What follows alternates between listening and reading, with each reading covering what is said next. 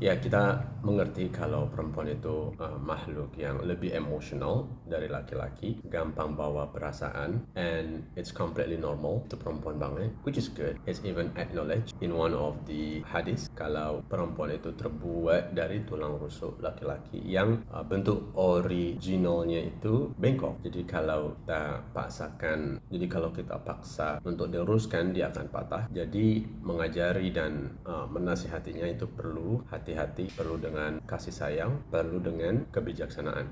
But it does not mean that we have to be lenient for our wife, for our woman in any situations. Ada juga situasi di mana jangankan menasihati, bercerai aja udah dianjurkan. Dan ini untuk masalah-masalah besar kayak perselingkuhan, narkoba, dan semisalnya. Ya, tahulah yang kayak gimana. I don't have to be very detailed giving you the samples, tapi ada juga area abu-abu ya yang nggak se-obvious tadi, yang tetap bercerai adalah keputusan yang sangat bijak, yaitu ketika seorang istri meninggalkan rumah apalagi sudah menuntut cerai. But I'm not saying that we have to agree on what she offered. Kalau dia minta cerai langsung kita, ya tetaplah kita harus pertahankan, coba diskusikan dulu, mungkin pergi ke marriage counselor, cari penengah. Tapi kalau udah diperjuangkan dan masih tetap menuntut perceraian, then you have to let her go, man. Nggak ada gunanya mempertahankan anak buah kapal yang udah nggak mau on board sama kaptennya. Sebagai pecinta anime One Piece, ada salah satu episode di mana Luffy sebagai seorang kapten bajak laut itu berantem sama Usopp, salah satu anak buah kapalnya. Ya, Usopp kalah di situ lalu meninggalkan Luffy sebagai kaptennya, anak buah kapal lainnya, termasuk kapalnya itu sendiri. Lalu Luffy itu dia seperti nggak tega, dia sangat sayang dengan Usopp. Lalu mencoba mempertahankan Usopp supaya tetap berada di geng mereka. Usopp tetap jalan meninggalkan kapal, dan ketika Luffy tetap mengejarnya, Zoro sebagai unofficial wakil kapten melarang Luffy ya untuk bertindak tidak seperti seorang pemimpin. Banyak yang nggak setuju dengan apa yang dikatakan Zoro. In fact, semua kru kapal bajak laut Luffy saat itu nggak ada yang setuju.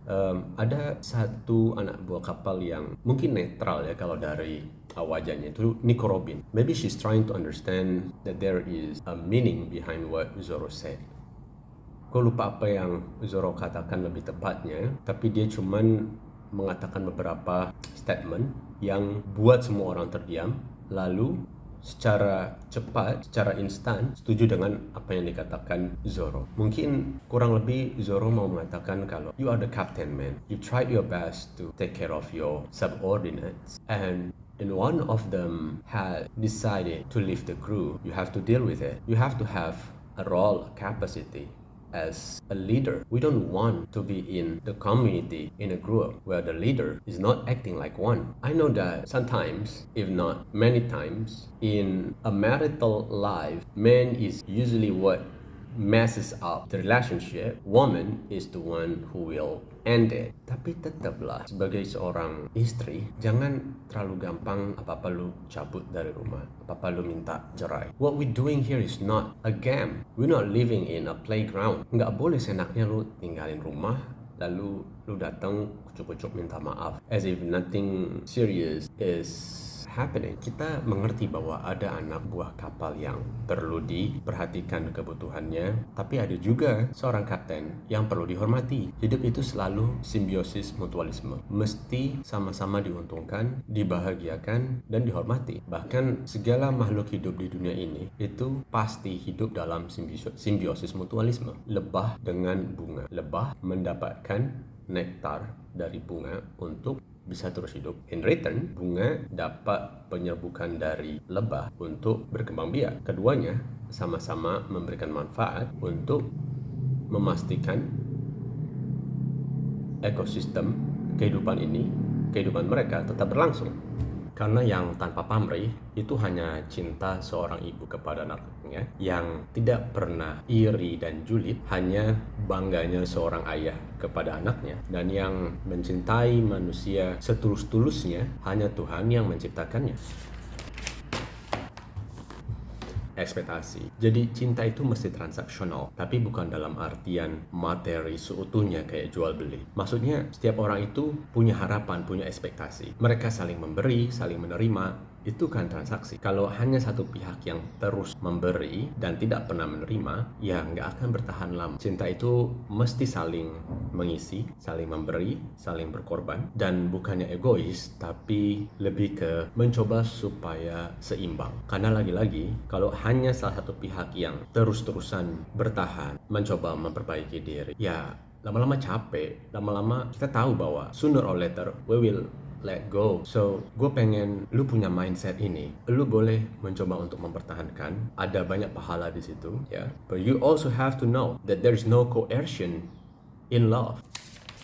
Bukankah bahkan Tuhan sendiri tidak pernah memaksakan cinta? La ikraha fiddin. Ya memang arti harfiahnya nggak ada paksaan dalam agama. Tapi ini kan sebenarnya bisa juga diartikan kalau seolah-olah gini. Seolah-olah Allah mau bilang gini. Lu kalau nggak sayang gua, lu kalau nggak cinta sama gua, ya udah. You can let us go. Jadi keliru kalau ada orang yang mengatakan, kenapa kalau Allah itu maha penyayang, dia memaksakan hambanya untuk menyembah kepadanya? The answer is, he never forces his creations to worship him in the first place. La ikraha fiddin. But the moment we decide not to submit to him is the moment we decide not to reside with him. Di surga, Allah sebagai pencipta surga neraka, dunia, dan kehidupan di dalamnya, pastilah tinggal di tempat yang sebaik-baiknya tempat. Dan orang-orang yang memutuskan untuk tidak mencintainya, tidak menjadikannya sebagai prioritas, bukankah sudah sepatasnya, seadil-adilnya untuk mereka nggak tinggal bareng-bareng sama Allah? Kalau mereka nggak tinggal bareng-bareng sama Allah di tempat yang baik, ya berarti mereka tinggal di mana? Di neraka. Oke, sorry ya kalau ini melebar kemana-mana. Jadi akhir kata sekali lagi, no pressure, no coercion in love. And practically, even speaking, everyone of us knows this, understand this. Kadang kita yang coba denial aja, nggak bisa menerima kenyataan. But sooner or later, we will eventually realize that we have to let her go. We cannot force someone to love us the same way we love them. If they have decided not to reside with us, to on board with us on the same ship, then probably it's time for you to say, thank you for your service. May our life come across again in the future.